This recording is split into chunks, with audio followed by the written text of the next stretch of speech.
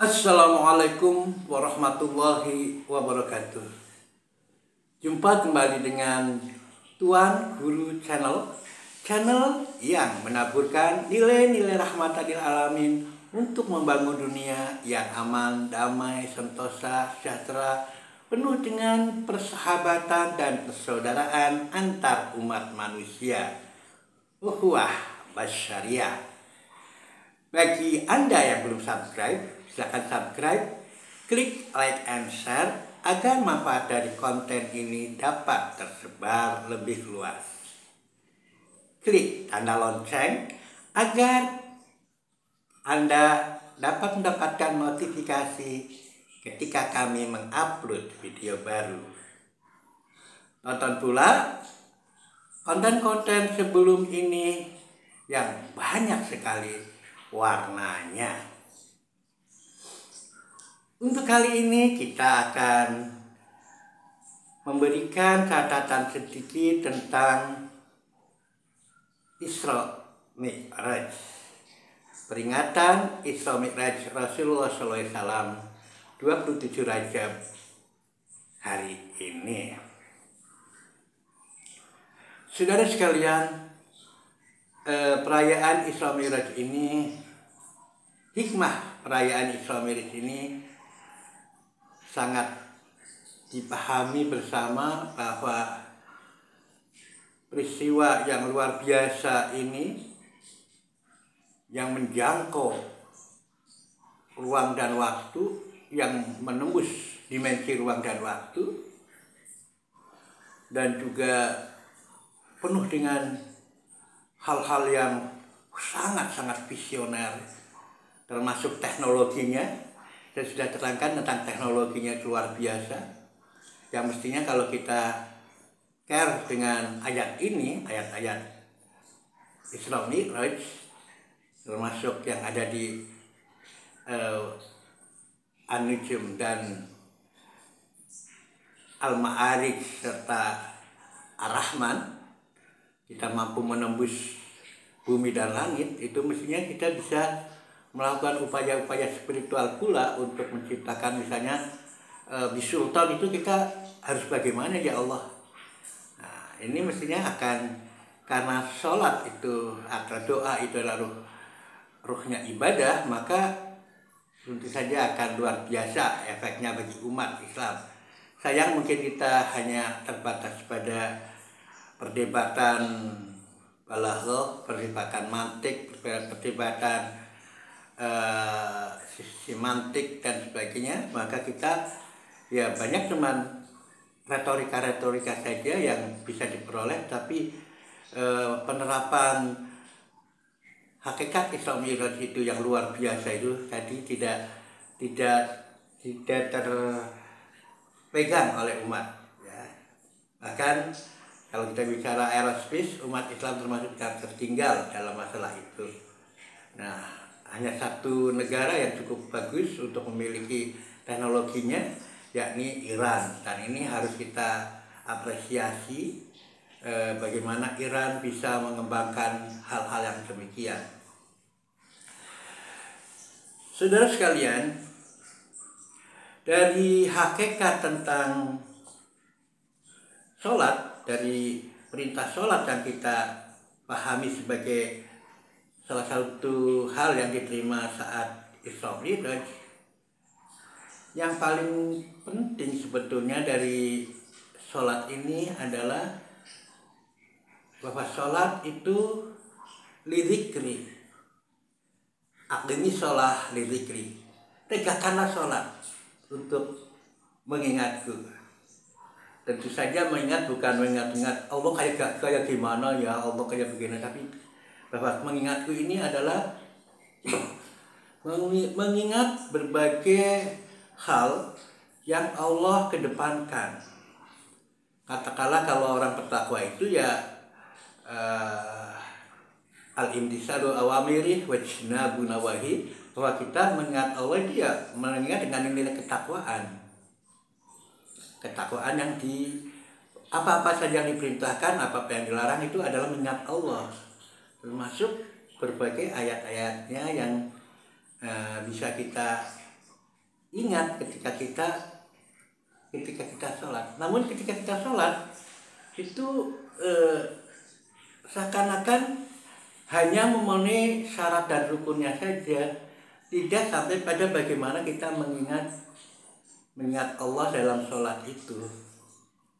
Nah, kalau kita lihat dalam bahasa tasawuf, mestinya kalau kita sholat, karena sholat itu juga mi'rajnya umat Islam, mestinya kita betul-betul melakukan, kalau dalam bahasa tasawuf itu suluk,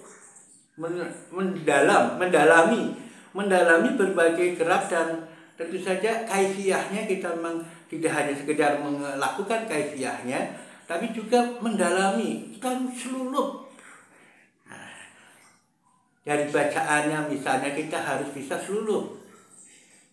Yang saya teringat kalau untuk bisa mendalami bacaannya, untuk suluk sehingga kita bisa ingat Allah itu, kalau bacaannya tapi kalau almarhum Ustadz Prapto Ibnu Juraimi itu Allah yarham, beliau kalau mengimami sholat dan bacaannya itu keras, beliau itu istilahnya kalau baca itu las-lasan, kalau beliau itu menyebutnya las-lasan, tartil kan kita baca Al-Quran memang mestinya harus tartil lah, harus tartil. Nah, Pak Prapto itu menjelaskannya tartil itu ya las-lasan itu artinya setiap huruf itu betul-betul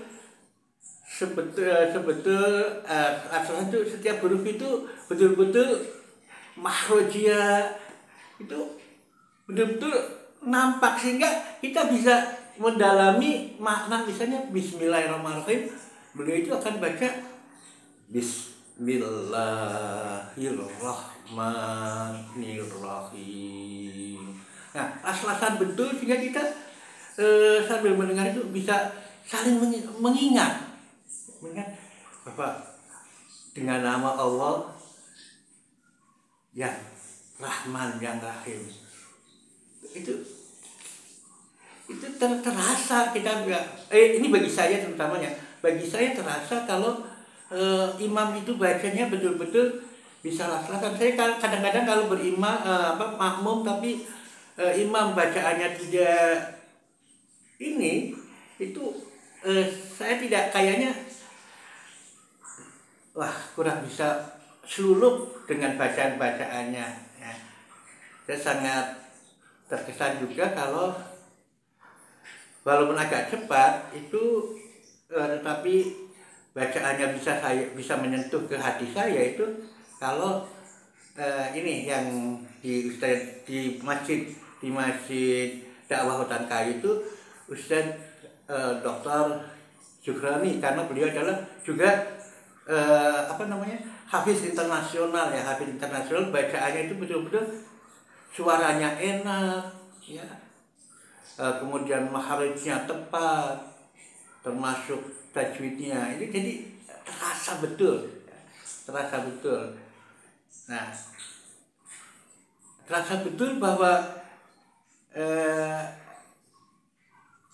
kita itu memang yang sering dibaca beliau itu misalnya adalah hal jazaa'ul ihsan ilal ihsan, yang di Ar-Rahman ya. Jangan sering baca surat Ar-Rahman juga, itu kita bisa menjelaskan bahwa setiap kebaikan itu akan dibalas kecuali dengan kebaikan pula.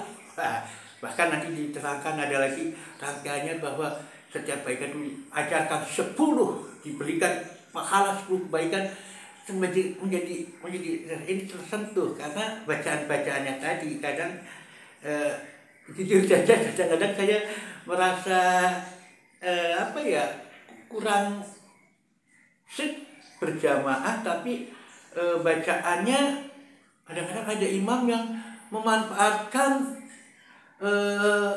ngimamin itu untuk menghafalkan hafiznya, tahfidnya. Jadi dia baca surat sambil mungkin setiap hari harus baca berapa juz, kemudian dia bacakan di saat sholat. Dan bacaannya kan karena dia juga untuk menghafal, dia kadang-kadang harus salah. Dan ketika salah, karena dia adalah menghafalkan satu Quran, tetapi umat tidak mengerti, ketika salah umat tidak bisa, jamaah tidak bisa mengingatkan. Jadi saya mengingatkan untuk para hafiz dan jadi imam mungkin tidak melakukan hal semacam itu, karena hal itu akan fatal, ya kan, untuk membenarkannya dan sebagainya, karena jamaah nggak menguasai. Nah, ada hal yang penting untuk kita agar juga jamaah seluruh mendalami bacaan-bacaannya. Alangkah baiknya memang imam itu membacakan ayat-ayat pendek yang mungkin jamaah banyak paham, ya, banyak hafal. Nah, dan di situ ada tataran pula bahwa dibekali dengan makna yang dipahami oleh jamaah. Jadi bacaannya ayat-ayat pendek yang jamaah paham, yang jamaah hafal, paham, dan bisa seluruh, ya, memahami, ya, karena banyak sekali hal-hal yang bisa diperoleh dengan bacaan yang sangat familiar terhadap jamaah, ya, terhadap jamaah. Nah, kita mencontoh misalnya yang diajarkan oleh Kiai Haji Muhammad Dahlan, ya, bahwa dengan Al-Ma'un yang berulang-ulang sampai diprotes kok Al-Ma'un lagi, yang intinya yang diinginkan oleh Kiai Muhammad Dahlan adalah bagaimana Al-Ma'un itu bisa menjadi amal, bisa menjadi gerakan yang sekarang menjadi gerakan Muhammadiyah. Nah, itu mestinya kita berpikir juga di ayat-ayat lain, mungkin ada baiknya memang baca dengan dengan ayat-ayat di juz amma, terutama juz amma akhir-akhir. Saya yakin itu banyak yang jamaah paham dan familiar dengan ayat-ayat itu, dan dengan demikian maka proses mendalami ayat-ayat itu bisa, yang misalnya kita Al-Qariyah, Mal-Qariyah, ya, kita mengikuti gayanya Ustaz Prapto kan begitu, las-lasan. Maka ketika ada baca Al-Qariyah, kita akan ingat, ya Allah akan mengakhiri dunia ini dengan kiamat. Kiamatnya itu gimana? Yauma yakunun nasu kal farasil mabsus. Hari itu, hari kiamat, hari yang menghancurkan jagat, kan kalau umat kan menyampaikan gitu. Kemudian ada hari itu gimana? Pada hari itu manusia sebagai ina-ina yang terbang. Nanti ada ayat yang lain tentang Al-Qur'an, ayat yang tentang kiamat yang lainnya.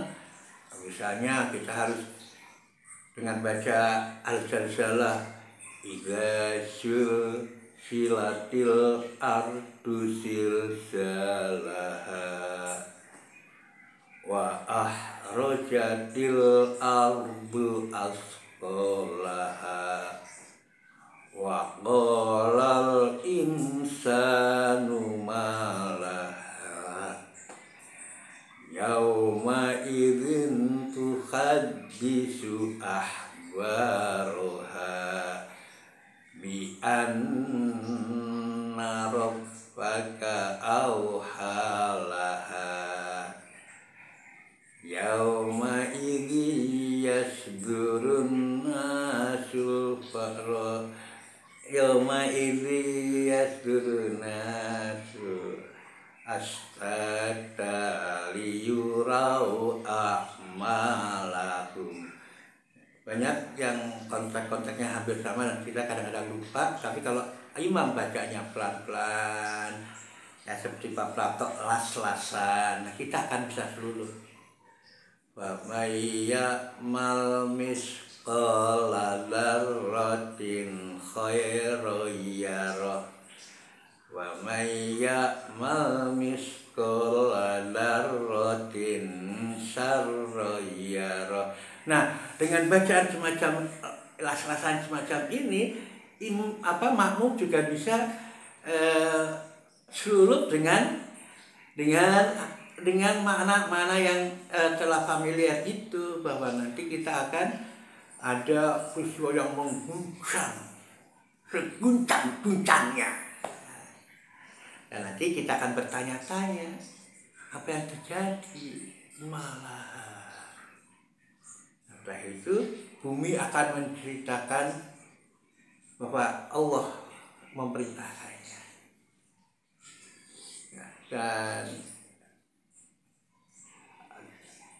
Dan kita akan menjadi sadar biyuro a'malahum, terhadap apa yang telah kita kerjakan. Amal-amal kita akan diperlihatkan dan sebagainya. Maka kalau amal apapun yang baik, khairul yarah, kita akan melihat. Kalau amal-amal yang sekecil apapun, kejelekan akan kita lihat. Dan ini nanti akan menumbuhkan sifat mendalami ya, seluruh terhadap ayat-ayat ini. Akan terjadi satu inner control pada dirinya, bahwa kita harus berbuat baik dan sebagainya. Bagaimana pernah saya katakan bahwa menurut penelitian dari Stephen R. Covey, penulis Seven Habits dan Eight Habits yang luar biasa, itu kalau kita ingat mati, itu cenderung untuk melakukan kebaikan-kebaikan. Nah, jadi sekali lagi, bagaimana imam itu juga membaca dengan bagaimana umat jamaah bukan berpikir untuk dirinya, untuk sekalian menghafal hafalan saya, jangan ya. Tapi karena saya sering mengalami, dia nampaknya baca untuk untuk menghafalkan hafiznya ya, seperti itu ya. Tadi kalau Pak Sugroni itu enggak, biasanya membaca memang yang sering banyak yang sangat penting. Pak Sugroni itu juga Allah yarham ya, karena meninggal saat Covid. Insya Allah adalah Sugroni itu meninggal karena Covid, jadi syahid insya Allah ya. Nah, itu satu hal yang perlu kita pahami. Nah, ketika kita sudah bisa as-sholatu lidzikri, nah baru bahwa sholat yang mengingat Allah itu akan memberikan dampak yang luar biasa, termasuk tanha anil fahsya'i wal munkar. Jangan kita sholat biar nanti dapat hasilnya. Nah, kalau sholatnya tidak lidzikri, ya kita tidak akan mendapatkan tanha anil fahsya'i wal munkar, karena kita tidak mengingat bahwa Allah memberikan larangan dan perintah yang berefek atau memiliki konsekuensi, bisa mencegah kita akan hati-hati dalam hidup, tidak melakukan hal-hal yang fahisyah, dan tidak juga melakukan hal-hal yang munkar. Nah, banyak orang sholat yang melakukan kemunkaran dan kefahisahan itu karena ya tadi sholatnya kurang seluruh, sholatnya kurang menangkap hakikat bahwa sholat itu lidzikri. Nah, ini urutannya begitu.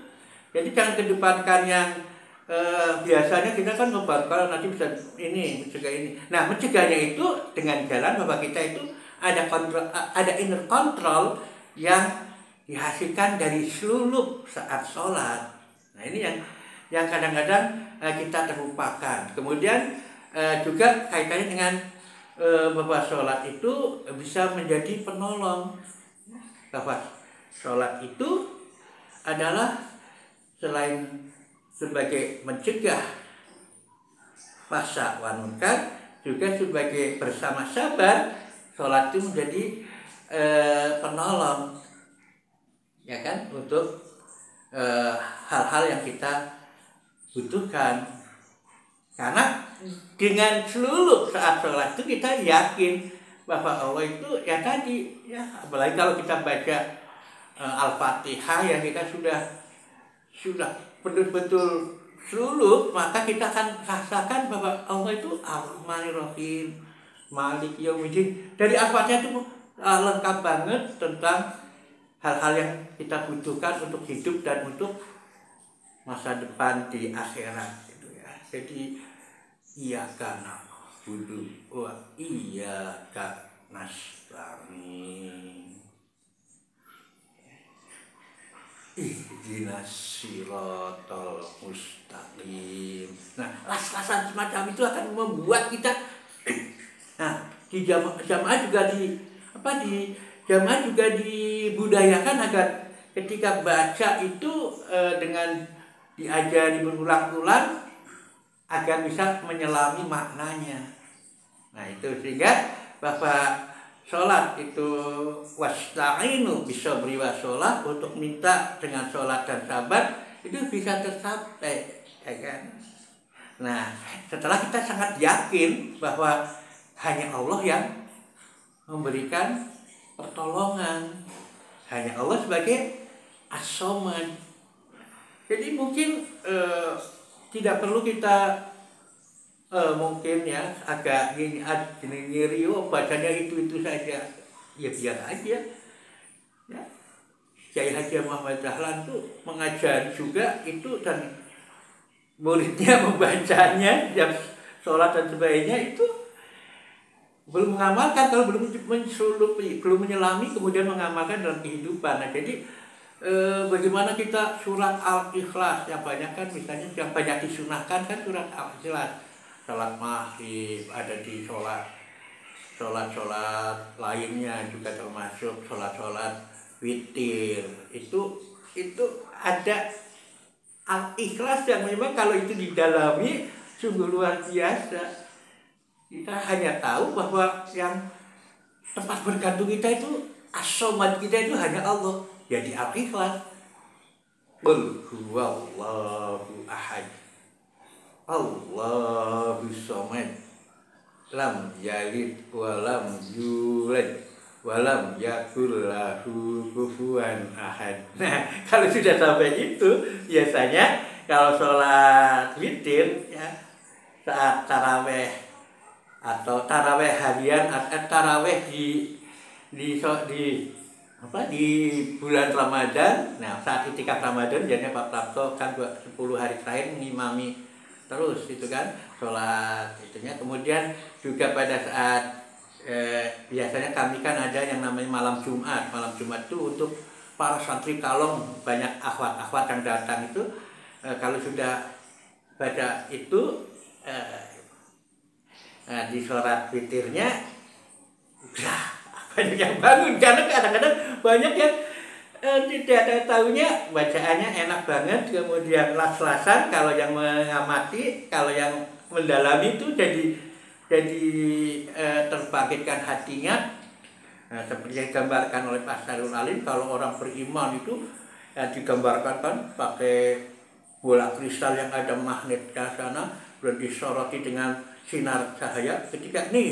Ketika orang beriman, wajilat qulubuhum, ketika dibacakan ayat-ayat Allah itu wajilat qulubuhum, serot dia bergerak. Nah, jadi seakan-akan begitu ketika kita suluk terhadap bacaan Al-Quran itu, ketika sholat kita kayak digerakkan. Nah, itulah yang menurut saya perlu memang kita melakukan perombakan atau ya misalnya perbaikan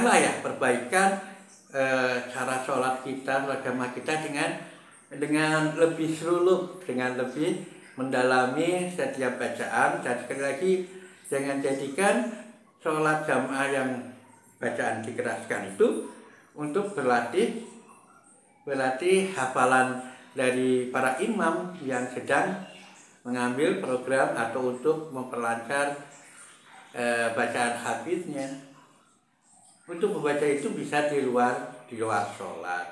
Jadi hal-hal itu yang mungkin saya catat dari pengalaman saya ikut sholat jamaah di mana-mana. Jadi ada dua yang saya bisa selulup dengan bacaan sholat, itu adalah bacaan dari Ustadz Prapto Ibnu Juraimi yang las-lasan itu, dan juga bacaan yang kedua adalah Imam Masjid Dakwah Islam di Utan Kayu, Bapak Suroni yang Allah yarham, dan beliau memang sudah hafid, kemudian juga bacaannya luar biasa, suaranya menyentuh. Nah, itu yang mungkin barangkali bisa membuat kita ingat lidzikri, mengingat pada Allah ya, dengan berbagai aspeknya. Tentunya bukan zat Allah yang kita pikirkan, tapi mengingat Allah akan perintah larangannya, akan eksistensi kita di dunia terkait dengan Allah. Ingat Allah sebagai As-Somad, tempat Allah yang memang betul-betul tempat meminta, iyyaka na'budu wa iyyaka nasta'in. Nah, demikianlah catatan kita tentang sholat di hari peringatan Isra Mi'raj. Mudah-mudahan bisa memberikan manfaat. Kalau banyak salah mohon maaf, karena memang barangkali karena ya usia ya sudah tua dan sebagainya, tidak pegang kitabnya. Jadi mudah-mudahan mohon diampuni kalau ada mungkin ada hafalan yang keliru dan sebagainya. Tapi yang terpenting adalah bahwa niat saya adalah bagaimana kita bisa menjadikan sholat dengan hakikat aqimis sholah lidzikri, dan dengan sholat sebagai zikir itu maka berbagai aspek akan tercapai, termasuk dalam mencegah kekejian dan munkar, juga akan menjadi penolong dengan kesabaran pula. Billahi taufiq wal hidayah. Assalamualaikum warahmatullahi wabarakatuh.